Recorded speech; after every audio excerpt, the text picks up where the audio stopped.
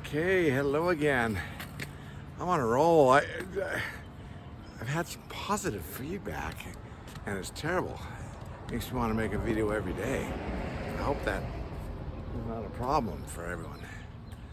But today's subject, well, first of all, before I get to that, my daughter and her family just got back from a road trip to Florida. They passed through Texas 2 times, and they brought for my birthday. They came home with this Buc-ee's t-shirt. I wish I could get the back of it. I don't know if you can see the back of it on my shirt. But Buc-ee's is a rest stop area that are huge, that have all kinds of food and gifts and things, and I guess they're quite famous. There's a lot of YouTube videos about Buc-ee's. So I'm now a Buc-ee's t-shirt owner. Okay, today's subject. I was thinking about experiences I've had where doctors or practitioners have had the temptation to, or have actually done it, hand out medication like candy to a baby. Oh my heavens. And they wonder why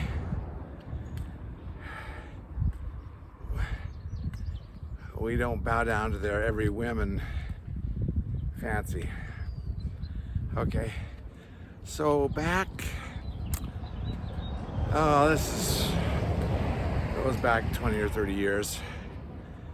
We were getting ready to move to Japan with my company, Honda. I think this is the first, maybe I think it was my first time there with them. So probably around 1994 or thereabouts. Anyways, a certain family member was convinced that I had adult ADHD, okay? And was suggested I go see a psychiatrist at the University of Ohio University, the Ohio University, Buckeyes, before we go to Japan, okay? So I got an appointment. I went there, and so I told the story of why I was there and what I thought I had. And before I knew it, I had a prescription for, an adult prescription, I presume, for Ritalin. Before I knew it. No talk of lifestyle changes, no talk of diet, no talk of exercise. Boy, have I got a drug for you. And before I knew it, I had this prescription in my hand. And I was off to the races. Oh my heavens. Okay, so this is just a little bit before leaving to Japan. And so I started taking it. One of the first things I noticed was that I wasn't happy, I wasn't sad, I had no emotion. I was just emotionless. I felt like a zombie. Okay? And then we got to Japan, and can't remember how far into it, a couple of months maybe, I can't remember. One day I was at my desk trying to get some work done, and I just realized I have no strength. I could not hold a pen in my fingers. All of a sudden, it's like, wow. I thought, wow, it scared me so much. I can't remember if I talked to a doctor in Japan or not. I think I said, I'm going cold turkey on this stuff. No way. I'm not putting up with this. And boom, the symptoms go away, and I'm fine. I came to the conclusion that, you know, maybe I had ADHD or whatever, attention deficit, maybe I've had it since I was a kid, but I came to the conclusion that this is not an illness. This is how my brain is hardwired. Okay? If school's boring, we're not going to pay attention. If church is boring, we're going to fall asleep. If anything's boring, it won't keep our attention. Okay, this is way we are hardwired. Is my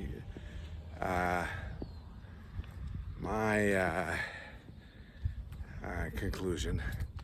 And so many kids are on this, and the schools are putting them on it. And, they just love it. The kids are docile and quiet and have no interest, or are now manageable. It's just like, it's just, think about it. It scares me. Okay, so this is our medical industry, where doctors are regurgitating what they've been told and what they've been taught in medical school, and most of them have had no more than an afternoon or two talking about nutrition. It was like when I was a flight attendant for Delta Airlines. We were there for, I can't remember how many weeks, 6 weeks, something like that. I said, about 3/4 the way through, I said, are we ever going to talk about customer service? Everything was rules and learning about the aircrafts and safety and this and that. And I said, well, what about customer service? Are we ever going to talk about that? Finally, I think we had one day on customer service. This reminds me of our medical industry. Okay, one other story.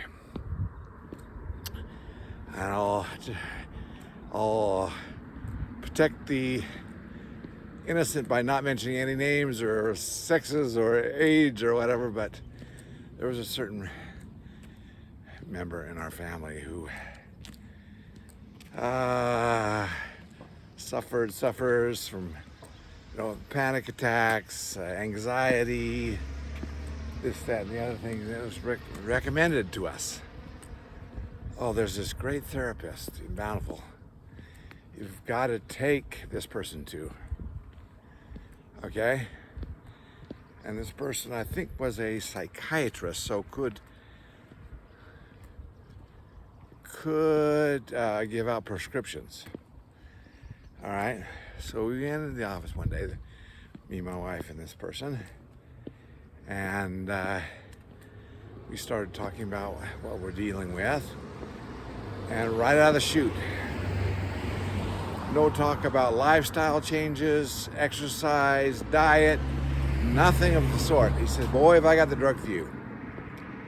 Boy, have I got the drug for you, a miracle drug, And coming off my Ritalin experience, it scared me and my wife so much that we left and never went back. Ended up going, I think someone in my family ended up seeing this therapist's son, who was an adult, and kind of liked him. And now he's disappeared off the face of the earth. We can't find him. But a totally different story from him. So that was my second story with you think you got it? Okay, we'll give the prescription. I thought, is this the way our medical industry operates? Oh my heavens. You think you've got it? That's good enough for anyone. They'll dish it out like candy. Like candy to a baby. Okay. Let's see, I think I had another similar story. Let's see if I can remember it.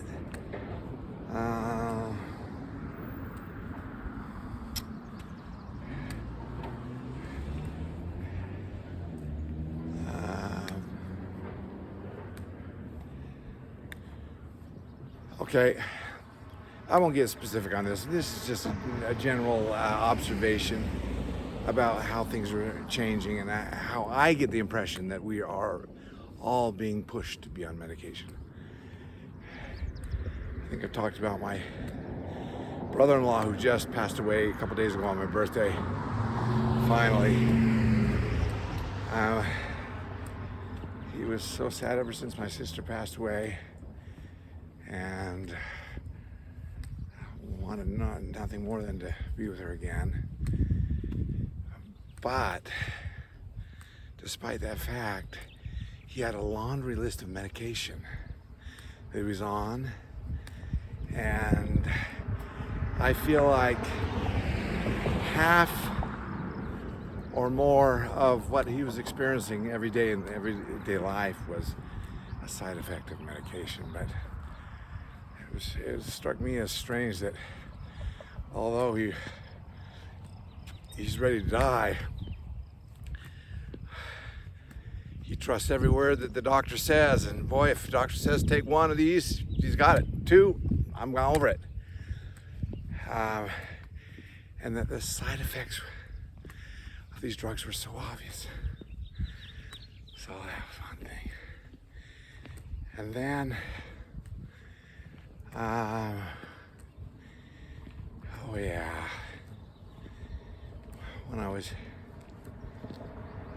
just in the hospital, I had no control over what I was taking or not, so I just was taking what I was given.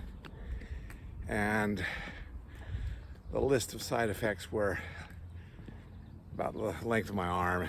And once released, I made a few adjustments and tried to knock out the ones with the worst side effects.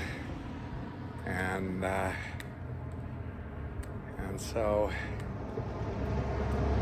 it's my opinion that's, with the help of ChatGPT these days, it's so good. I listed the drugs I was on and the side effects I was feeling, and ChatGPT told me, I think this one's doing it. And sure enough, I made some adjustments. Those side effects went away. And so, yeah, but it's a delicate subject, and family members feel differently about it. I'm most concerned about my blood pressure, so I'm still on one of those medications. They had me on 3 medications though. And then they had me on another medication that was a cause for raising my blood pressure. It made no sense to me. And some other side effects that I can't even mention in polite company. But, my heavens. So, and like I said, at Delta I had an afternoon of customer service. Doctors have an afternoon of nutrition, probably, I don't know. But, I'm thankful for the doctors, but some of them just are, luckily I found a pretty good one in my primary care physician, and he's pretty understanding. And so that's my story for today, and I'm sticking to it. There's probably a couple other things I wanted to say, but I don't want to keep it too long. I'm already up to 14 minutes, so at least I've got my video on widescreen,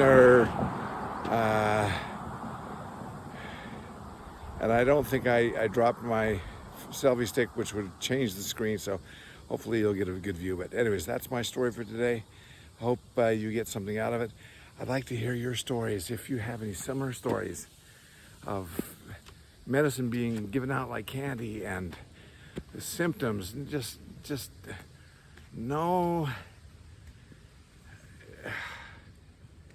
This I was just what I was gonna say. Oh, yes, I thought of it. Okay. while I was in the hospital, they were taking my blood sample, felt like every day. And they said, "Oh, you've got high cholesterol." I go, "What?" I said, "What are the numbers?" And they quoted me a number that in my book is not high cholesterol. And in fact, when I was young married, I remember I actually had much higher cholesterol, and it was in the high, what they called the high range then. I think back then the cutoff was either 200 or 220. Now the standard, that has been cut about in half. And now they're telling me I've got high blood pressure again, want me on this cholesterol medication.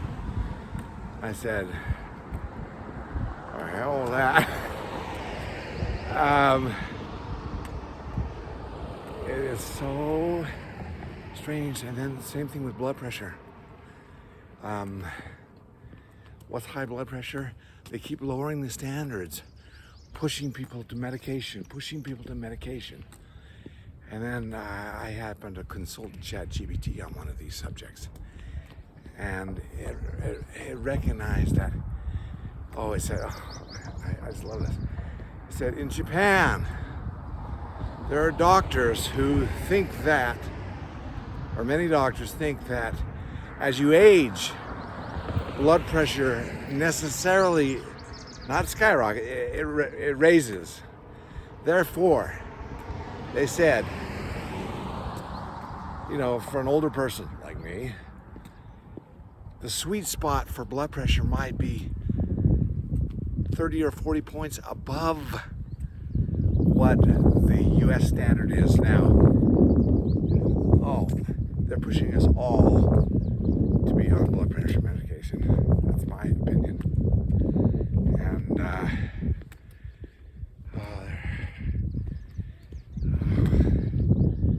doctors are only regurgitating what they've been taught, and most of them have to look it up on Google or ChatGPT just like we do. It's like anyway, so interesting thoughts. Oh, and then finally, I'll just tell you this. One good friend of mine, Craig, if you're listening, I doubt he'll be listening, but he knows a lot about a lot of things, and he says, chat, or not AI, he said AI is supposedly starting about 2030, that's what, 5 years from now, it's expected to every year raise the human life expectancy by 2 years. Okay? So starting in 2035, 5 years from then, 2035, life expectancy can be expected to be raised by 10 years. Or something to these effect. I don't know where he gets this information, but he knows a lot more about this than I do, and reads a lot of these kind of books about this. And so I would love to see some good work in the way of Alzheimer's and Parkinson's and these devastating diseases that are causing so much heartache in America. Oh, it was so hard to see my sister die of Alzheimer's. It was painful. Once the memory goes, it's like that person is already gone when their memory. Well, if they don't have their memories, they're like an empty shell.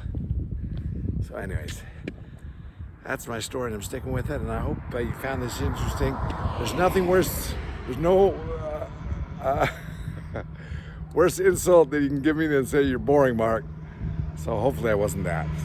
This may have not been helpful, but at least I hope it wasn't boring. Thank you for listening. Bye-bye.